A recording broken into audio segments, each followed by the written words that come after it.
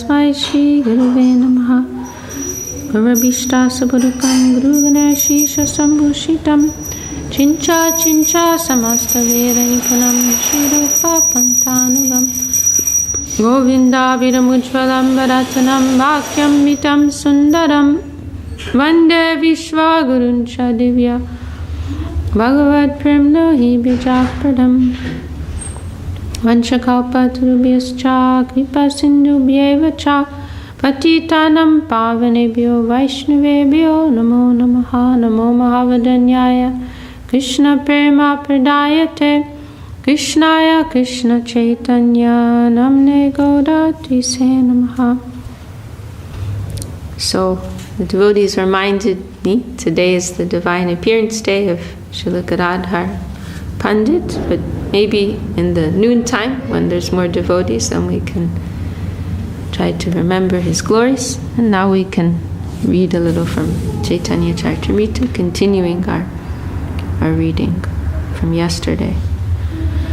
Jai Shri Gurudev. So yesterday we heard this wonderful verse from Parikshit Maharaj. Tammopayatam pratiyantu vipra Ganga cha Devi jita chitta mishe Dvijo prashishta kuhakas takshakova Dashatvalam gayata Vishnugata. I'll put this here. Oh, Pandita, Jai, Rasamai Pandita Devi ki Jai. No, we're just starting now. We haven't begun. Today is actually Gadadhar Pandit's appearance day. I'd forgotten, but they reminded me. This is why it's good to be in the temple, because, you automatically, you're reminded of these important things. But I think in the noontime, when more devotees are here, we can discuss. And now we're going to continue. So we're in this wonderful chapter, Mahaprabhu concluding his instructions to Sanatana Goswami, and he's concluding with Krishna Prema, the discussion of the nature of Prema. And so I'm going to read this verse again that we just started with, because this is Parikshit Maharaj's famous verse when he's on the banks of the Ganges and he's like on the verge of death. This is his very, very exemplary and heart-rending prayer. Tammopayatam pratiyantu vipra Ganga cha Devi jita chitta mishe Dvijo pashishta kuhakas takshakova Dashatvalam gayata Vishnugata. O Brahmins, just accept me as a completely surrendered soul, and let Mother Ganges, the representative of the Lord, also accept me in that way, for I have already taken the lotus feet of the Lord into my heart. Let the snake bird, or whatever magical thing the Brahmin has created, bite me at once. I only desire that you all continue singing the deeds of Lord Vishnu. Okay, and now we will continue today with the next verse. Krishna sambandha vina kal vyartha nahi jai. Not a moment should be lost. Every moment should be utilized for Krishna or connected with him. And now we have a quotation from Hari Bhakti Sudodai. Vagbhistu vanto manasa smarantas tanvana manto pyani shamna triptaha bhakta shayan necha jala samagram nayor hader eva samarpayanti. With their words they offer prayers to the Lord. With their minds they always remember the Lord. With their bodies they offer obeisances to the Lord. Despite all these activities, they are still not satisfied. This is the nature of pure devotees. Shedding tears from their eyes, they dedicate their whole lives to the Lord's service. With their words, they offer prayers to the Lord. With their minds, they always remember the Lord. With their bodies, they offer obeisances to the Lord. Despite all these activities, they are still not satisfied. This is the nature of pure devotees. Shedding tears from their eyes, they dedicate their whole lives to the Lord's service. Bhukti siddhi indriyartha tare nahi bai. In the material fields, people are interested in material enjoyment, mystic power, and sense gratification. But these things do not appeal to the devotee at all.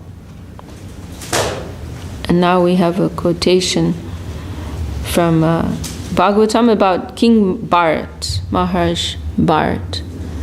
And this is a well-known verse. We see it's mentioned. I'm trying to think. There's some poetry where there's some reference to this. I don't remember which poetry. If it's Gurudev or Param Guru Maharaj, but very heavy poetry. Heavy description here of King Bharat. And I think this is the same Bharat. Is it the same? There's a few very great Bharats in India, but maybe this is the same Bharat who India was named after. He was one of the, more well-known kings in India's history. I think there's also Shakuntala's son was called Bharat, right? And I think I don't remember if that's the same Bharat that India was named after. I don't remember. But anyway, a great devotee king. Yodustyajan dada sutan suhridrajam hridis pisha jaho jujaiva malavad uttama shloka lalasa. King Bharat was very eager to attain the association of the Supreme Personality of Godhead, Krishna, who is called Uttama Shlok, because poems and prayers are offered to him for his favor. In his youth, King Bharat gave up his attractive wife and children. Oh, I know where it is. I think it may be later in Chaitanya Charitamrita. And I think it's a description of Raghunath Das Goswami.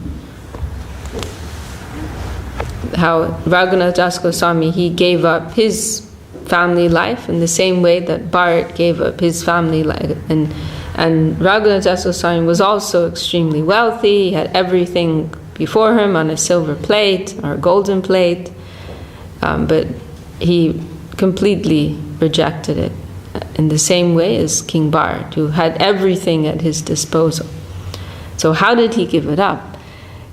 In his youth, and he was youthful as well, not that he was an old man, after he already enjoyed everything, and he was no longer able to anymore. This is like the tradition, right? First, Dharma, Artha, Kama, and then when you're old and you're not physically able to enjoy those things anymore, then you try for moksha. But King Bharat, in his youth, gave up his attractive wife and children, as well as his beloved friends and opulent kingdom, just as one gives up stool after passing it. It was very, very heavy. And in other words, all these things, and we see this stool example in a few places. The material enjoyment is sometimes compared to stool. What we consider to be valuable for those who have properly adjusted vision, they see it to be stool. Or also pratishta is also compared to stool. Srila Saraswati Thakur, Tomara pratishta shukare abhishta. Oh, sorry, not just any stool, but the stool of a pig.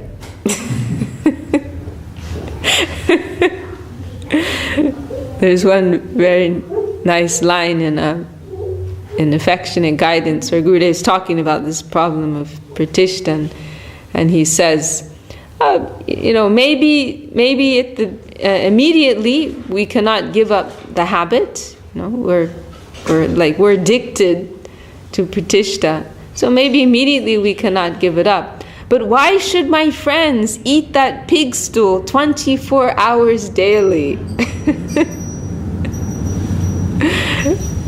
Okay, we have a problem, but try to contain your problem. Keep it under some kind of recognize you have a problem. Try to limit it at least,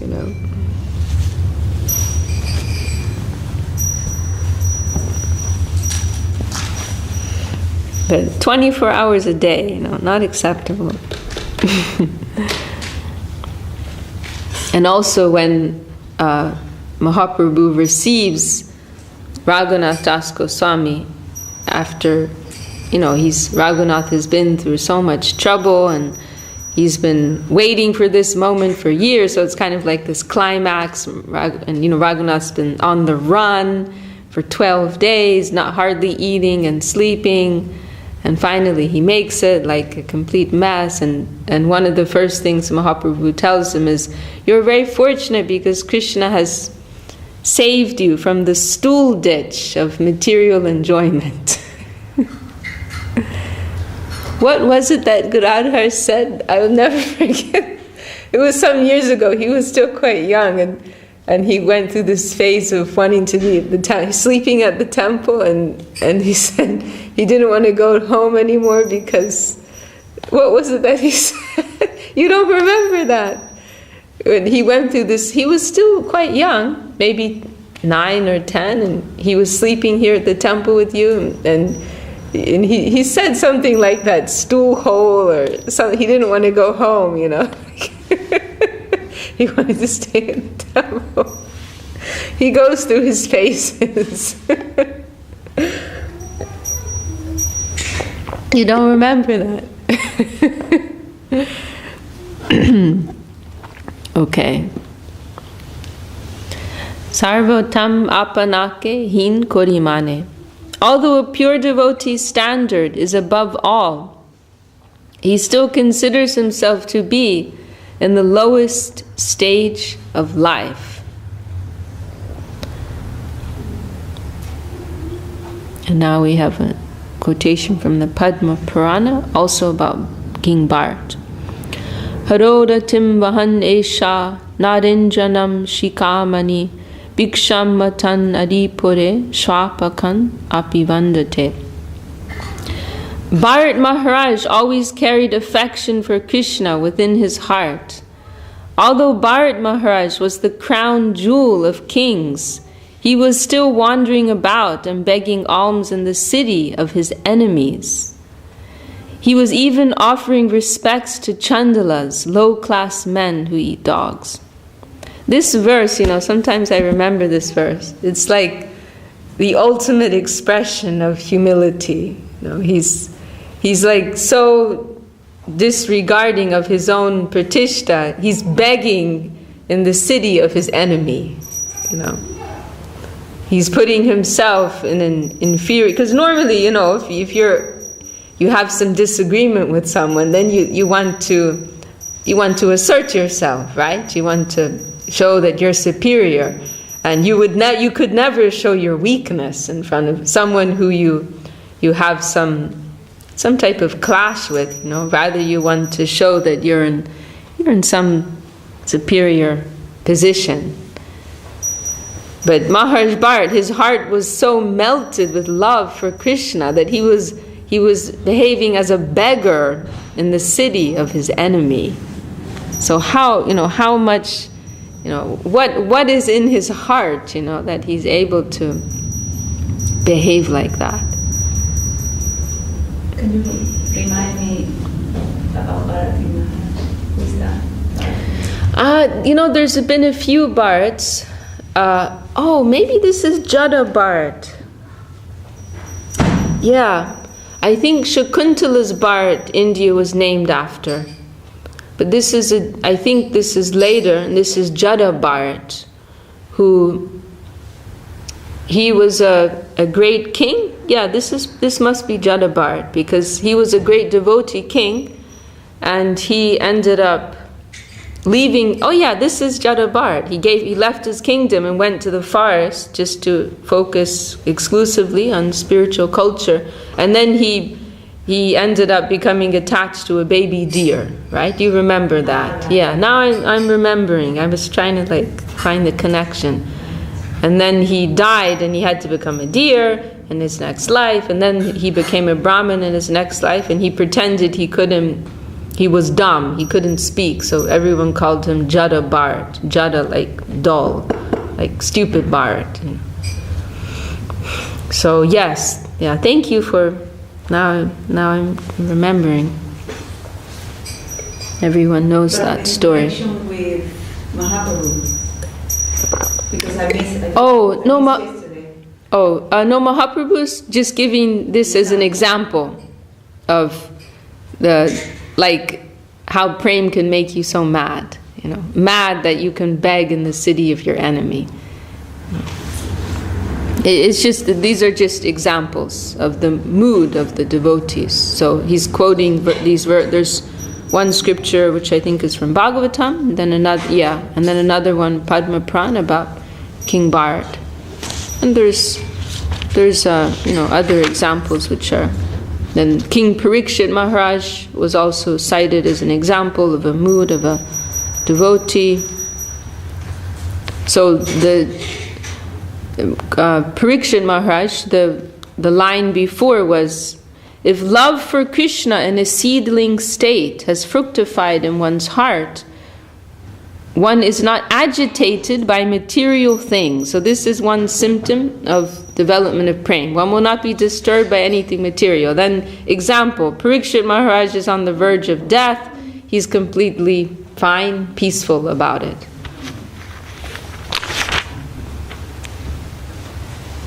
And then the example here for King Bharat is that the devotees, they're not interested in any type of material attainment, whether it's a mystic power or bhakti, some enjoyment in this world. So, citation, Maharaj Bharat gave up if anyone has anything, it's an Indian king, they were really wealthy, very wealthy, the Indian kings. But he gave it all up like somebody will give up their stool. So it's a very striking, contrast here. So this is an example of the devotee not being interested in material enjoyment. And then, as an example of humility, although a pure devotee is on the highest standard, he considers himself to be in the lowest stage of life. And then, example of humility, Bharat would beg from his enemies. I really think of this, sometimes, like if I'm in some dispute with someone, I'm angry with them, and I think, man, am I so humble I could do that? No, I'm not there yet. I mean, can you imagine, the last person you want to be humiliated in front of, right? You're going to go on your feet, on your knees, ask them for help, it's the last person you're going to go to. I'm not that humble yet. And he was offering respects to Chandalas. Oh, Isha's just joined us.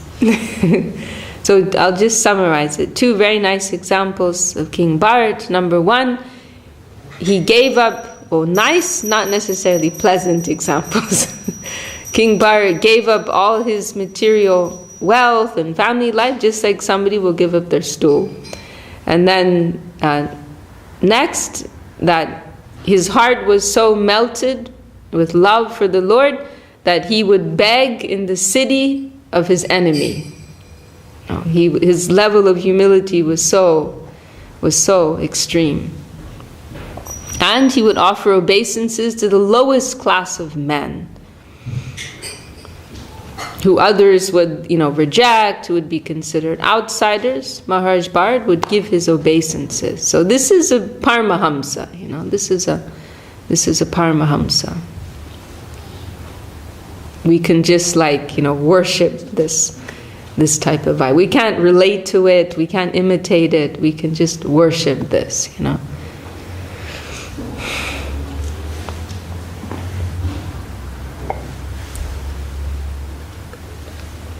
And also, when every, proper, the appropriate behavior is different according to one's role, like one who's like in a mission, has some like public position, then it won't really be appropriate for them to behave, And like that example of Srila Saraswati Thakur, when although they may have that type of feeling in their heart, it's not their role to behave. They have to keep the dignity of the sampradaya. So like in the case of Saraswati Thakur, when that man insulted Raghunath Das Goswami, and Saraswati Thakur started to fast, and he made this big issue out of it. And somebody asked him, like, why do you care? He's a moron, and he's talking like a moron. So why should you care that he said something stupid or moronic? And Saraswati Thakur said, yeah, if I was living like a Babaji, I would have just left. If I was just like practicing my own, or not practicing, but going on with my own spiritual culture, I would have just quietly left the area, so I didn't have to hear. But I'm in this position of an acharya, and I have to defend the dignity of the sampradaya. So therefore, it's my duty to take this type of stance. And he made one wonderful expression, because he rode a motor car in Vrindavan, which was, nowadays you won't blink an eyelid, but it was extremely shocking at that time. Now, last thing I heard, they were talking about, like, or some years ago, they were talking about opening a McDonald's, like, nearby Vrindavan. Like, oh my God, like, things are so far gone. But one comment Srila Saraswati Thakur made is and the main reason he did that is for the dignity of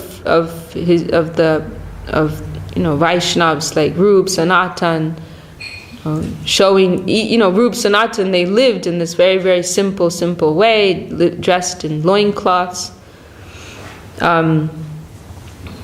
And so many persons, they imitated that. But Saraswati Thakur was saying, no, that's a higher position. We're not going to adopt that higher dress and higher lifestyle. Rather we will utilize the grandeur and the facility of this world in order to show the dignity of that higher plane. Like he also said, if we can, like Srila Sridhar Maharaj has commented, that before we can really appreciate Vrindavan, first we have to consider Vaikuntha. If we consider that Vrindavan is higher than Vaikuntha, then we can appreciate the dignity of that higher and more simple Prakrita plane.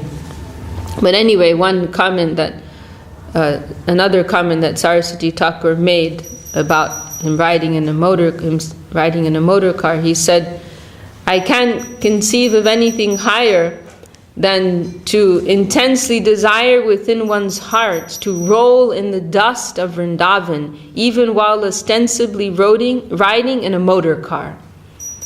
So even though I'm like presenting myself in this like materialistic way, in my heart I have that desire. It's very interesting, to like roll on the ground and like in the way that, like the way Bharat Maharaj is being described here in this mood of a Paramahamsa, an avadut, someone who's just, expressing their heart, fully, without regard for society.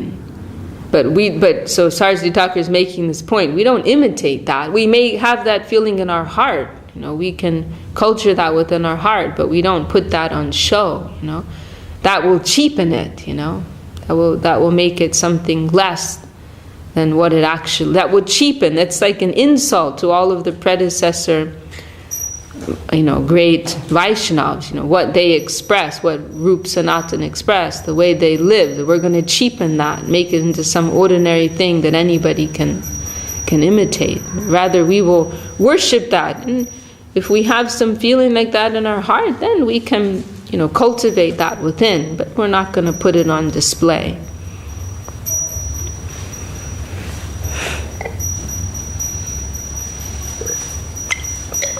Okay, I'll read a little bit more. This is very nice. It's very encouraging. So next symptom of one who has prem. Krishna kripa kori ben jidha kori jane. A fully surrendered devotee always hopes that Lord Krishna will be kind to him. This hope is very firm in him. Krishna kripa kori ben. Krishna will give his mercy to me. They will have some confident faith in this. And now there's a citation from Bhakti Rasamrita Sindhu. Na prema shavanadi bhaktir. I don't know who, it doesn't say who it's spoken by. Na prema shavanadi bhaktir apiva yogota va vaishnavo jnanam va shubhakarma va kiyadaho sajjatir apyasti va hinartadika sadake tvayita tap yachedya mulasati he gopi janavalabha vyatayate ha ha mad ashaiva mam. O my Lord, I do not have any love for you, nor am I qualified for discharging devotional service by chanting and hearing. Nor do I possess the mystic power of a Vaishnav, knowledge, or pious activities. Nor do I belong to a very high caste family. On the whole, I do not possess anything.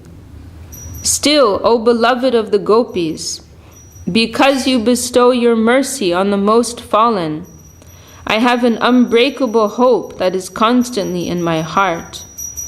That hope is always giving me pain. O my Lord, I do not have any love for you, nor am I qualified for discharging devotional service by chanting and hearing, nor do I possess the mystic power of a Vaishnav, knowledge, or pious activities, nor do I belong to a very high caste family. On the whole, I do not possess anything. Still, O beloved of the gopis, because you bestow your mercy on the most fallen, I have an unbreakable hope that is constantly in my heart. That hope is always giving me pain. Wow.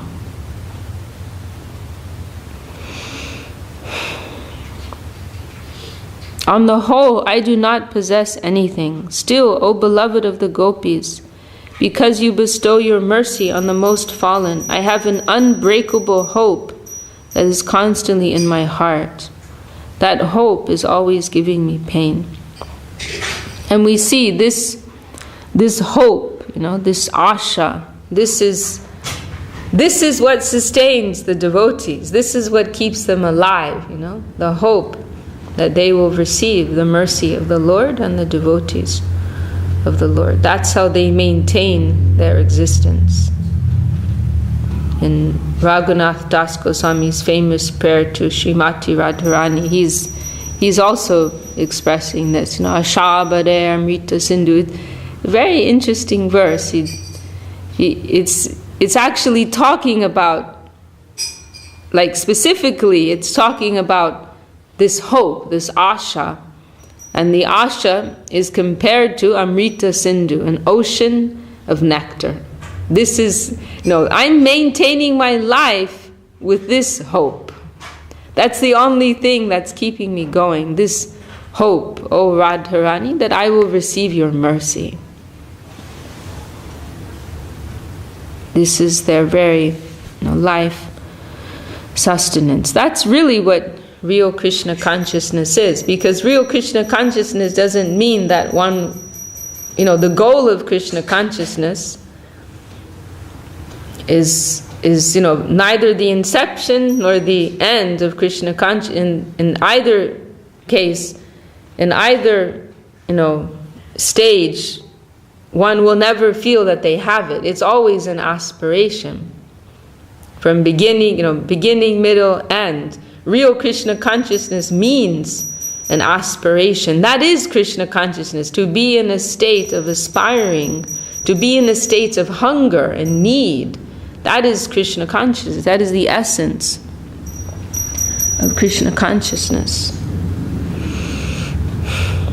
Not that one will ever feel that they have it, but to be in that conscious state of desiring it, of needing it, of feeling I can't live without it, and I'm needing this mercy, aspiring, hankering for that. That is Krishna consciousness.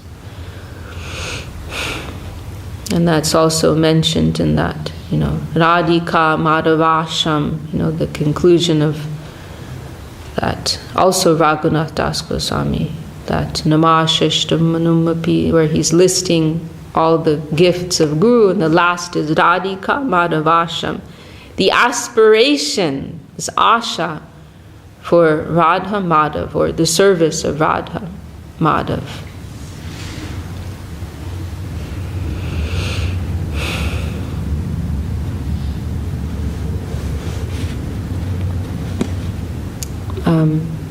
Okay, we'll read one more verse.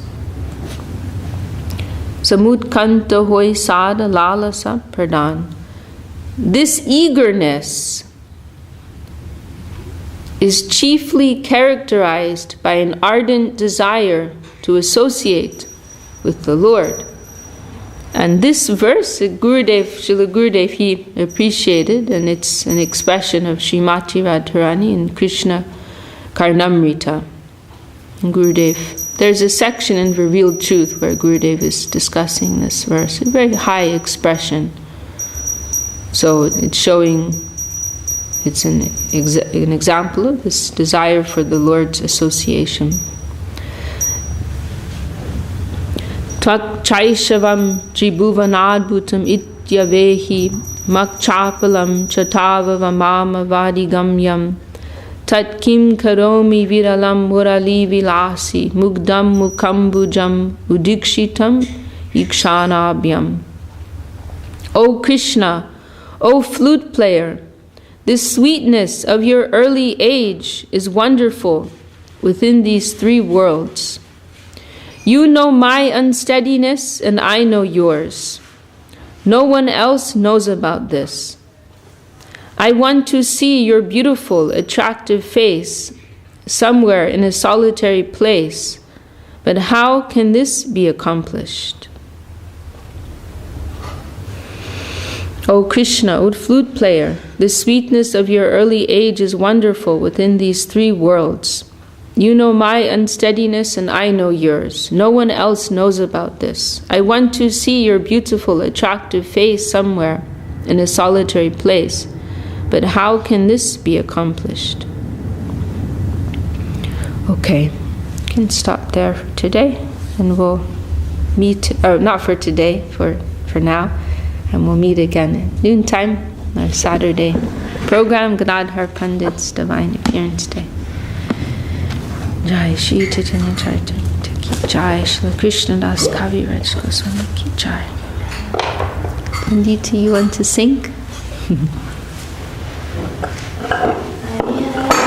Krishna Yadavaya Namaha Hari Hadaya Namaha Krishna Yadavaya Namaha Yadavaya Madhavaya